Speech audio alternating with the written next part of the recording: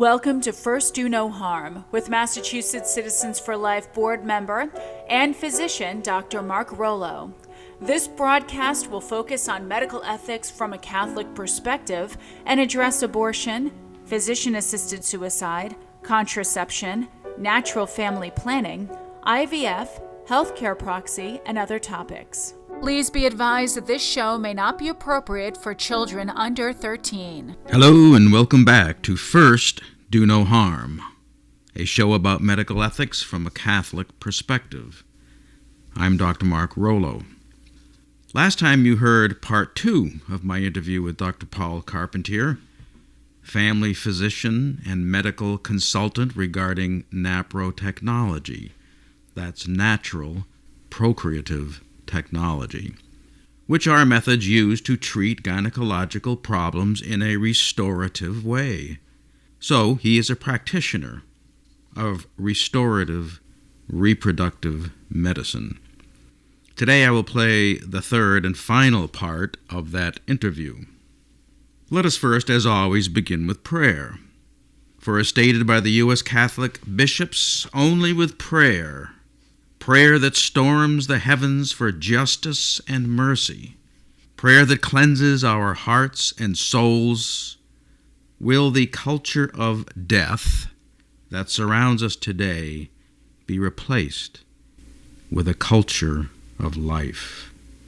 O God, you created us in your image of life-giving love. Help us to always reflect this life-giving love in all of our actions, especially those actions that participate in your creative power. We ask this in Jesus' name. Amen.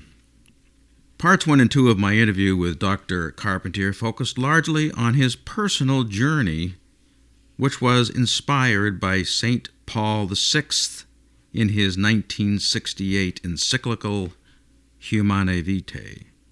Dr. Carpentier personally learned the beauty of modern natural family planning, specifically the Creighton model version, which he first incorporated into his marriage and then into his medical practice in regard to the medical applications of the Creighton model system, which came to be known as naprotechnology, natural procreative technology.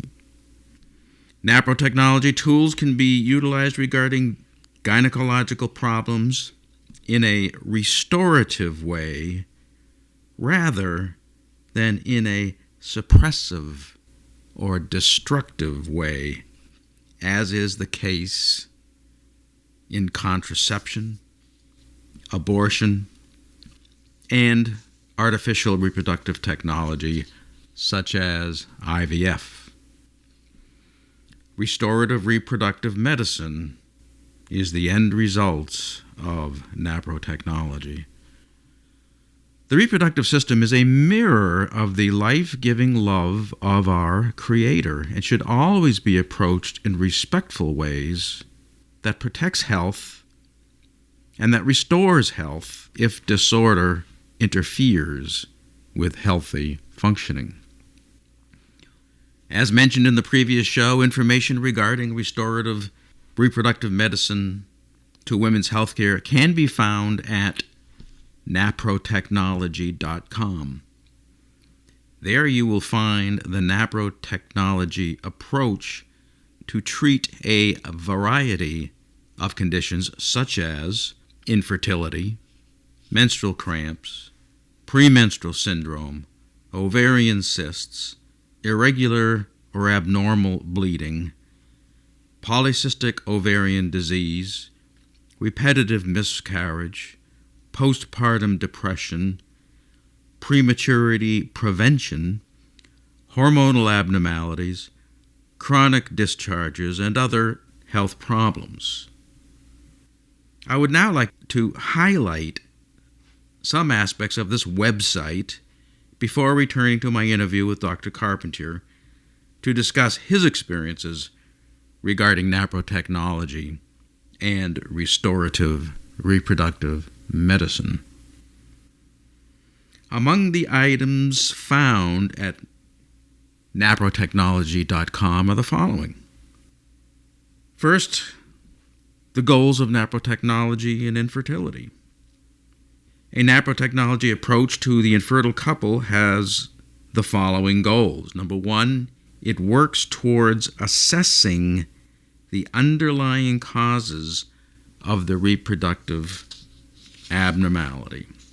Number two, it allows for the treatment of these underlying causes. Number three, it assists the couple in achieving pregnancy while maintaining the natural acts of procreation. Number four, if the treatment program is unsuccessful, research into the unknown causes is undertaken. And number five, if medically unsuccessful, the program will assist with successful family building by being supportive of adoption. Continuing to reference naprotechnology.com, a staircase approach is used regarding the basic principles of naprotechnology for the evaluation and treatment of infertility as follows. First, women chart their cycles according to the Creighton model system. By doing this, a woman will pick up on different biological markers, such as abnormal bleeding, limited mucus cycle, the peak day, which corresponds to the day of ovulation. This is defined as the last day of peak-type mucus. Peak-type mucus being mucus that is clear, stretchy, and lubricative.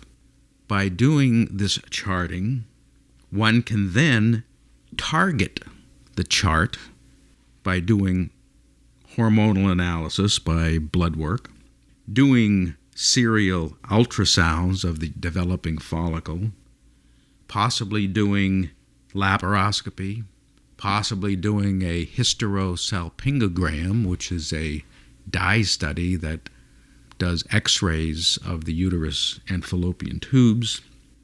Once this targeting has been done with regard to diagnosis, then treatment can begin either by using a surgical option, if indicated, or by treating hormone imbalances, if that has been picked up.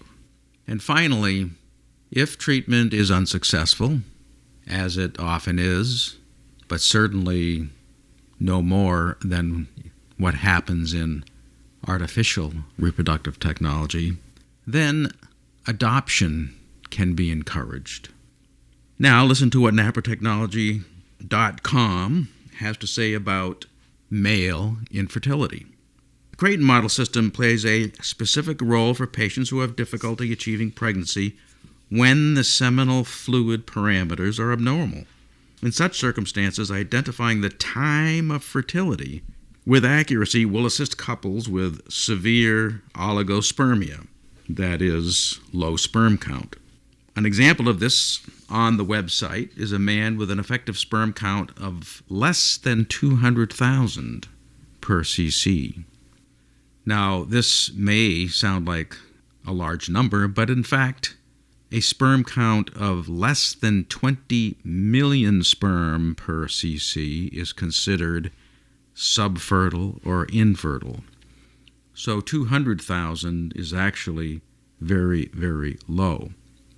However, fertility-focused intercourse, that is, using the chart to identify the peak time of fertility, can be used successfully in achieving pregnancy, even with a very low sperm count. More from the website. Recurrent spontaneous abortion, that is miscarriage. Spontaneous abortion is defined as the spontaneous loss of pregnancy prior to the 20th gestational week of pregnancy. Pregnancy losses which occur during this period of time are said to occur in about 15% of pregnancies. At the same time, the risk of miscarriage increases proportionally to the number of previous miscarriages experienced. Unfortunately, a definite cause has been difficult to determine. Over the years, miscarriages have been observed to be somewhat of a normal, quote-unquote, finding. Often it has been thought to be, quote, nature's way, unquote, of ending a pregnancy which was doomed to fail in any regard. However, there has developed a somewhat more aggressive approach over the last several years toward evaluation and management of women with spontaneous abortion, miscarriage. It is now well recognized that a definition of recurrent pregnancy loss includes 2 or more consecutive spontaneous miscarriages, and that this warrants a full evaluation. Furthermore, it has become more and more recognized that there appears to be an association between infertility and spontaneous abortion. A variety of factors underlie the occurrence of miscarriage. These include genetic, hormonal, anatomic, immunologic, and microbiologic variations. We are slowly coming to recognize that no miscarriage can be considered normal. All miscarriages are the result of a pathophysiologic reproductive event.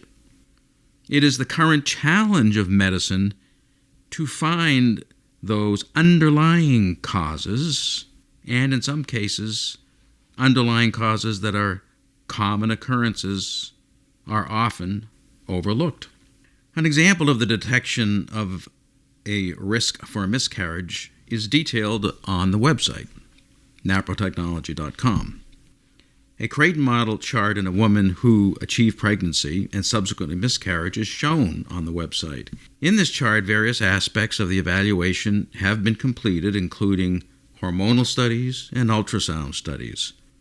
The woman's chart clearly exhibits a limited mucus cycle, that is, less mucus production than is considered normal. This is a biological marker of her Creighton model chart. Hormonally, she has a markedly decreased pre-ovulatory estrogen profile when blood work is done, and a markedly decreased post-ovulatory progesterone and estrogen profile when blood work is done, targeting the post-ovulatory phase. The follicle that was being monitored by ultrasound is also very small and consistent with a condition known as immature follicle syndrome. In this woman's chart that can be viewed on naprotechnology.com, conception occurred in this cycle and ended in a miscarriage. It has now been shown that those women who conceive and spontaneously miscarry often have these limited mucus cycles.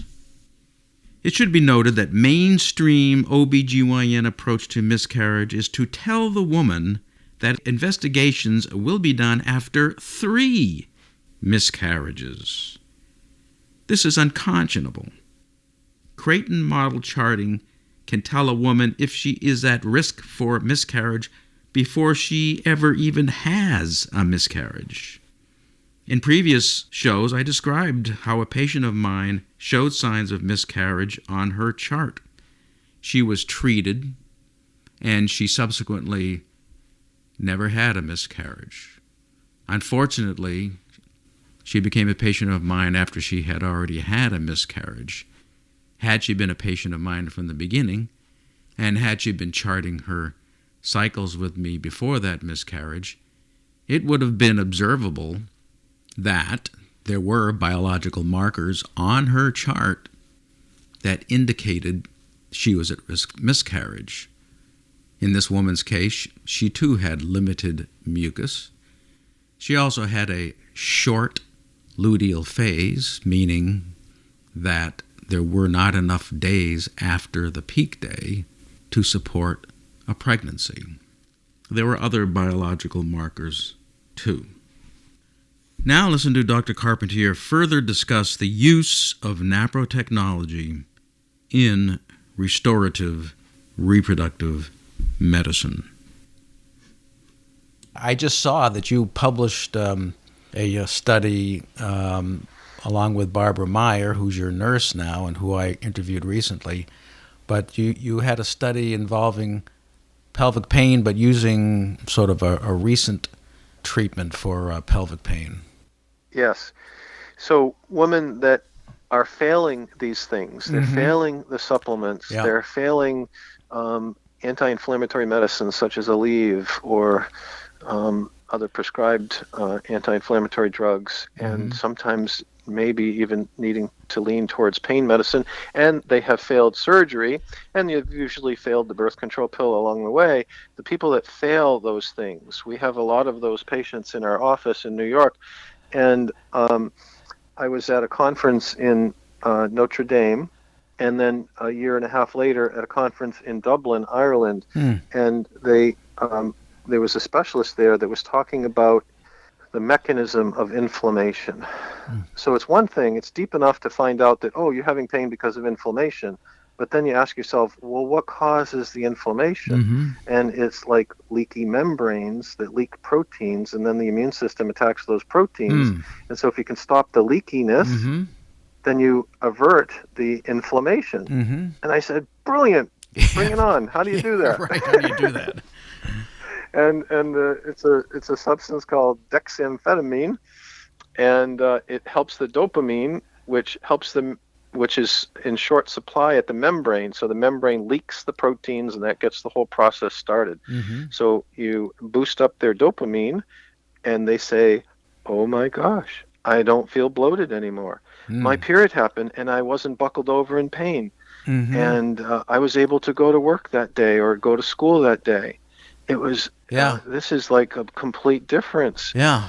Well, I was very struck with that because I, like you, in my practice, saw a lot of pelvic pain, whether it was very painful periods to endometriosis or adenomyosis, or so I was really struck to see that this medication, which is typically given to kids for attention deficit disorder, was actually helping with pelvic pain. Yeah.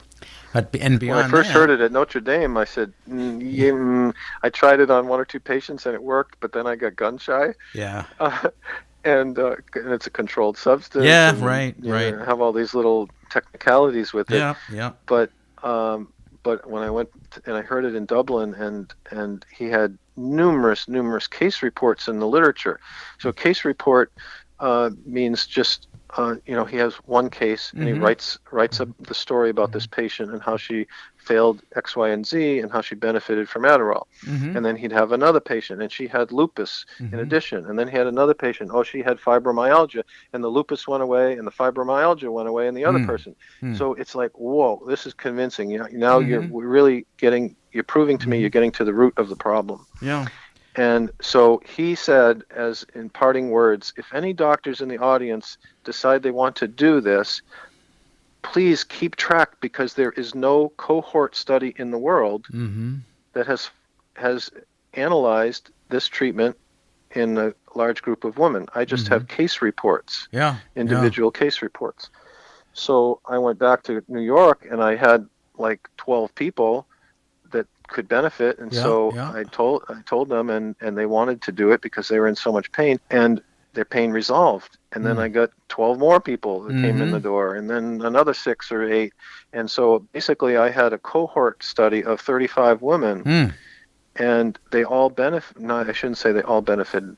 At least 76% of them were either resolved or very much better. Yeah. And so I said, I don't have time to write this. I'm working 14 hours a day seeing patients. And but he said this would be valuable. So I wrote to him. His name is Dr. Jerome Check in New Jersey. And I wrote to him and said, listen, I got this data here on these 35 patients. I can send it to you if you want to write it up. And he said, well, we'll write it up together. And I said, okay. And so it was published this November, in the American Society of Reproductive Medicine, Yeah. and it's the first cohort study in the world. Yeah, well, that's very exciting. I think probably, at least to me, I think to you, the most exciting part of NAPR technology or restorative reproductive medicine is treating infertility.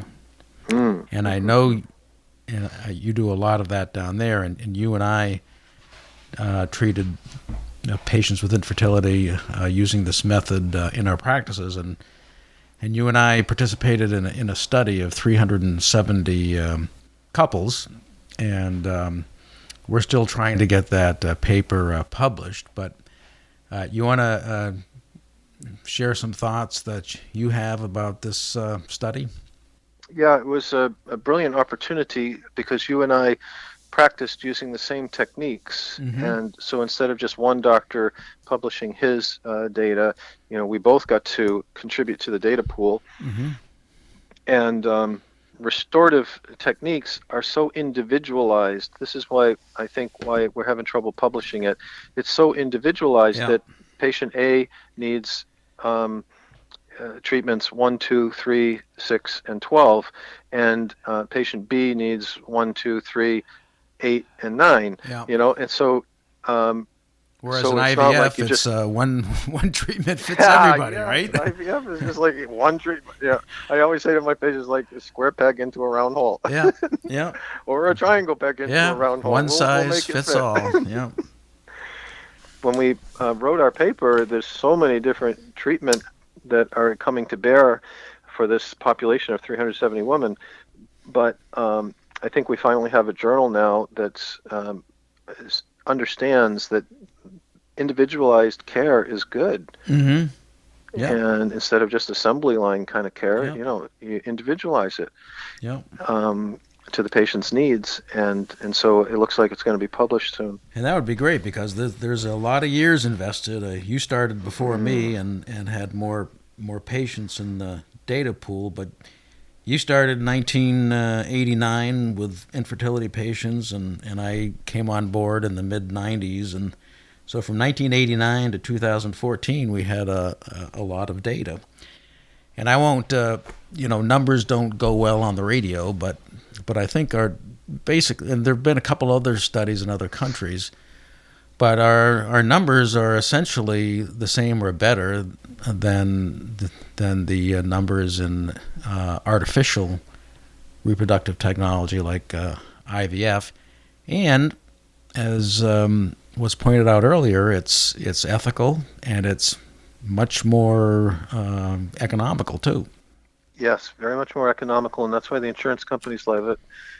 It's a higher quality care. You're really getting to the nature of the problems, and the women are feeling better, and their health is better into the future. And I see that in my practice now. I've got so many people. I'm doing this full time now, so I have so many women that after about 2 months, 3 months, they come back and they say, "Oh my gosh, I'm feeling so much better. My pelvic pain is gone. My moods are better. I'm sleeping better. My muscle soreness has gone away. My bloating has gone away." I say, "This is great news. That means we're really getting to the central, the inner core layers of the onion that are causing your symptoms on the surface." And I said, probably within the next 2 to 3 months, you'll be pregnant. And most of the time that's true. So on average, it takes people like you and I about 6 months for the person to achieve a pregnancy. But along the way, they're feeling better and you're solving underlying problems. It's brilliant. And also we're working on relationships of the couple because, as we said in the beginning, the psychodynamics of human sexuality, infertility can really throw a wrench into that. Well, we got in the last 5 minutes or so we have do one or two stories in particular in terms of successful treatment of infertility come to mind. Particularly, have you treated anybody who has had failed IVF? Oh, most, well, I shouldn't say most, maybe at least 50% of the people have tried IVF and IUI, intrauterine insemination, and failed. Many of them will say, Oh yeah, with the first round of IVF, I got to 6 weeks and then miscarried, and the second round it was even more sad. I got to 10 weeks and then miscarried, but they also kind of brush aside the fact that there were other embryos left in the petri dish, Yeah. or frozen for later, or thrown in the trash, and so from a theological point of view, it's like, oh darn, those were persons. Yeah, human beings. Yeah, so several of them have gone that route, and that doesn't faze us at all. In Yeah. fact, there's a study that came out of Ireland that showed that if you have failed 2 IVFs, what's your best next move? Is it to go back for another IVF or to find a restorative reproductive medicine doctor? Mm-hmm. And the answer was clearly, far and away, better to find a restorative reproductive medicine doctor. You'd have better success rate in achieving a full-term pregnancy, and you'd have you'll be healthier as well. Wow. And I think that's one of the best statistics that we had in Massachusetts, was that the prematurity rate. By fixing the things that cause infertility, you are decreasing the chance of prematurity, as well as helping the pregnancy to be healthier in other ways. And so the IVF centers, which bypass the healing process and make embryos and then bring them back to the womb, well, you haven't fixed the womb, you haven't fixed the immune system, you haven't fixed the nutrition or the hormone levels and things like that. Yeah. And so they have, in Massachusetts, a 31% prematurity rate. Yeah. Well, that's horrible. Yeah. It's hard on the baby, it's hard on the parents, and it's hard on the insurance company. That's for the IVF. That's their. With the IVF, They have 31% prematurity. Wow. Whereas in our practice, we found that it was 6%. Yeah. So you're taking these same people with infertility and fixing the underlying problems, and they achieve a pregnancy, but they don't deliver early and have their baby in the NICU with all these IVs and tubes and things like that, and the poor baby. Right. So only 6%. That's a 5-fold decrease from the 31% that the IVF centers had and the 6% that we had. Yeah. So in generalities, those are good stories to keep in mind. Far less morbidity and a lot more economical. Well, this has been great, Paul, and I really appreciate our conversation today. Thanks for what you're doing and what you've done, and God bless everybody that's listening. This concludes my interview with Dr. Paul Carpentier. For women wanting to further understand their reproductive health, go to naturalwomanhood.org. That's naturalwomanhood.org. For medical professionals, go to IIRRM.org, which stands for International Institute of Restorative Reproductive Medicine. Until next time, remember, we should always treat life with care and respect. And at the very least, we should first do no harm. Thank you for tuning in to First Do No Harm. Dr. Rollo welcomes your questions and comments. You may contact him at markrollo978@gmail.com. That's MARKROLLO978@gmail.com. Thank you, and until next week, remember, first do no harm.